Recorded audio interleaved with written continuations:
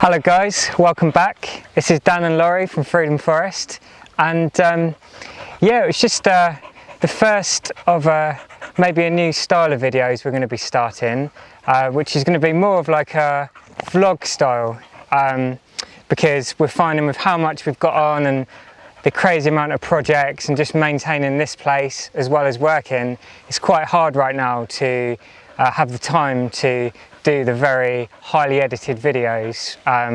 They were taking a hell of a long time. It's kind of like a week's work for a 10-minute video. So we're going to kind of just go with the flow and make a series of vlog videos as well as our old style of videos we were doing as well. When we've got time. When we've got time. So what are we going to be doing today then, Laurie? Today we're really excited to be trying our first ever press of hard apple cider vinegar.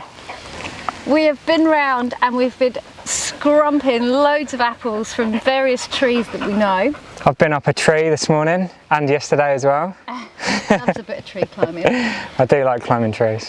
And then we've also got quite a few apples on the trees here as well, which that was where we got the inspiration from.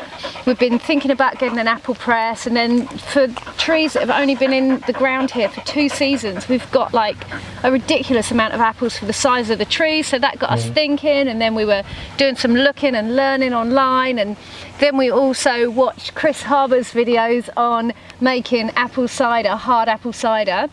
And yeah, so we just decided to get all the gear and give it a whirl. So that is exactly what we're doing today. I'm quite into my ferments and stuff anyway. I've got the apple cider vinegar brewing up at home. I do the kombucha every week. And then I've been trying to work out good ways to do fermented cabbage as well recently. So yeah, so this is just another one to add to the collection. Yeah. So let's get on with it. Yeah, let's check out what we've collected so far. So we have quite a few sacks of apples here, all different types. There's some cooking apples, eating apples, and some wild ones we were collecting yesterday. They're not crab apples, but they may have been like cross-pollinated or something at some point, but you can still use the crab apples apparently, can't you? So I think that's right anyway. Laurie, what do you reckon? I think we need to get on with it. We need to get crushing some apples. Yep, it looks like the dogs are here to help us as well. Or to try and eat the wasps anyway. Oh, Millie's getting a potato down there by the looks of it. As long as she's not stealing our apples. Right, let's do this. So we've got to crush the apples first of all. So we've got this big tub here, which I've cleaned out. We've got a big pounder here, which Dan has just modified slightly this morning. I'm gonna sit and chop the apples and chop any bad bits out, throw them in the bucket, and Dan has got the muscle job of pounding them. I'll be the pounder.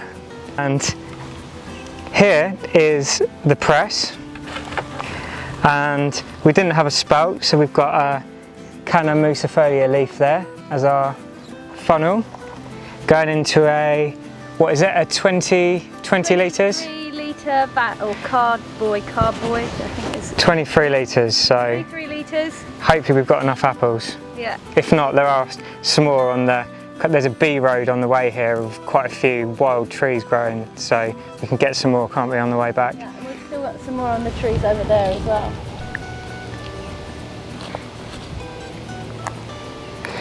Right then. Cool, let's roll. I need to check. The only bit is to be careful about everything firing out.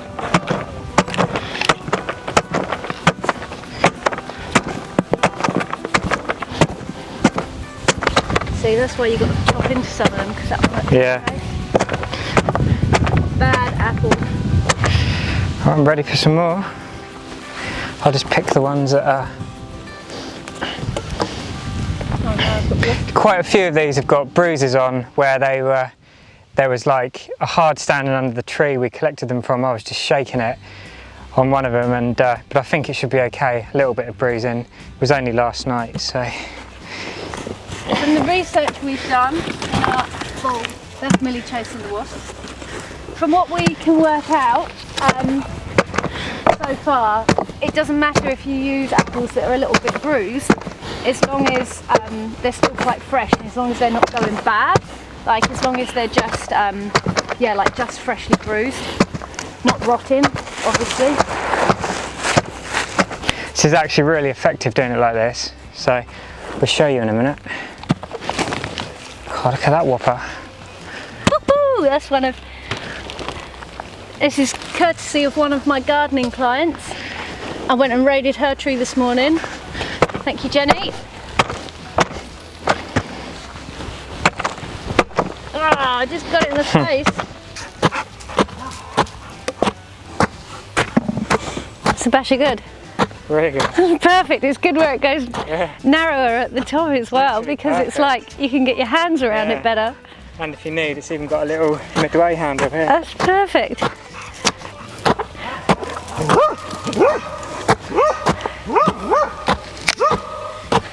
Dan just spotted that in a pile of firewood that we had this morning when we got here, and we just knew it. Pretty good actually. I've just taken a few of the little knots and stuff off it, and it's yeah, beautiful. Made for the job. Yeah. So here is what we've crushed up so far. It's quite a lot in there. That's a big bucket.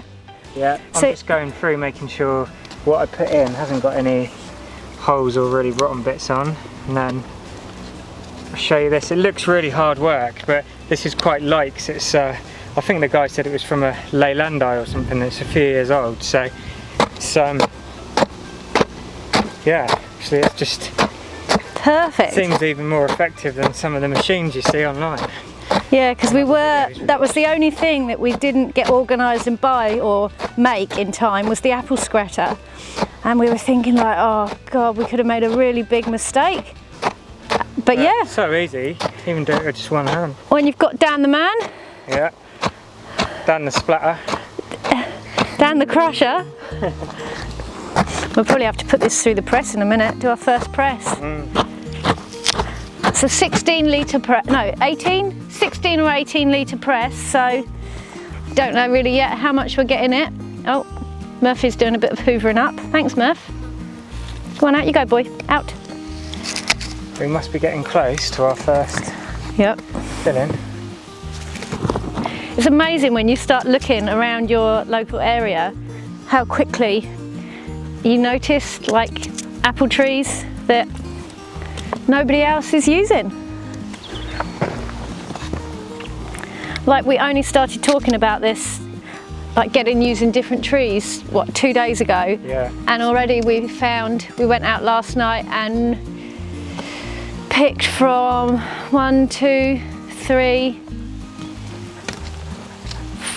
4 different trees just like in public places, and then one from a lady that I do her garden. Yeah, and then as I say, I saw 3 more on the way down here, just on the side of the road, so grab those, give them a little wash. So tomorrow, if we've got any of these apples left, or if we can get some more on the way home tonight, we're going to do a press for apple juice, hopefully. This is the cider that we're doing today, the hard apple cider. And then tomorrow, if we've got any apples left, or if we can get some more, apple juice. So when you've done that, water down the bottom now. That's the juice. Yeah. So that bucket is what, about a third full, do you reckon? So we know for next time? Yeah, about that. About a third full in there, and we'll see how far that goes in our press.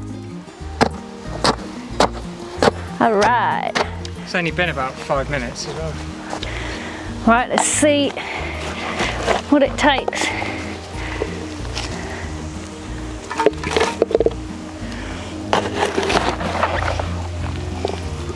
I've never seen Murphy look so aware of what's happening.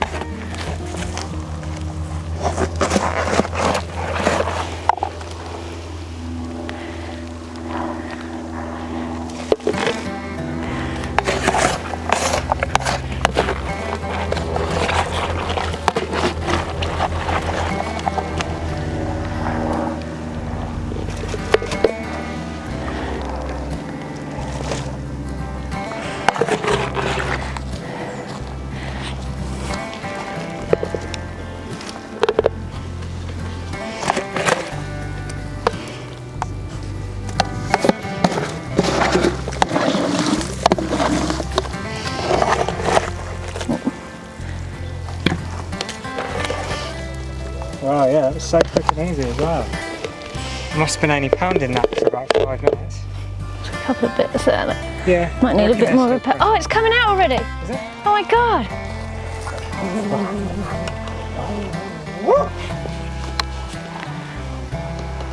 Yeah, ideally we do need to next year attach this to the base so it's not wobbling all over the place, but I think it will work for this time. It's got a fair amount in there. It's a big jug, but we forgot to put a little rubber washer on the top bit. It goes Here. It goes between those two pieces. So we've got a bit of paint scratch. Up a bit on itself, so give it another go, fill it up again, and keep going. It's also going to have the washer in the depths. There's the washer. There we are. There's the washer that we forgot and put in the wrong place. Yeah. Popping out for another press. Oh, yes, I reckon in a minute you'll be able to lift that and pour it. Yeah. Oh, she's running already. Woohoo! Okay. Oh, we've got a flood dish. Yeah, just leave that middle bit in. I really want to just go like this. Let's go for the tip, shall we? Whoa! That do ya?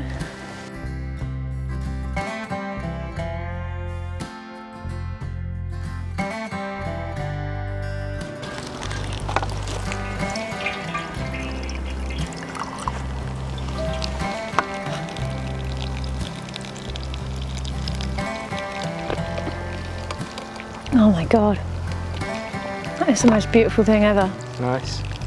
Okay, so here we are down to our last press, we think. This is the last of our apples in the crushing bucket. Dan's just lining Just getting the press for the last time. I think it's going to work out about perfect. Which was a complete accident because we were just guesstimating how many bags of apples we would need to fill this vat, just judging by what we'd watched on other channels and read and stuff like that. So yeah, all But good. not only that, that's all we could get really, wasn't it? Well, it's all we had time to get since we decided we were going to go and get some extra apples to top up what we had here. There is one very nearly full, beautiful vat of freshly pressed apple juice, which we will now ferment hopefully into cider. Murph? Yeah! Wait, Millie? Yeah!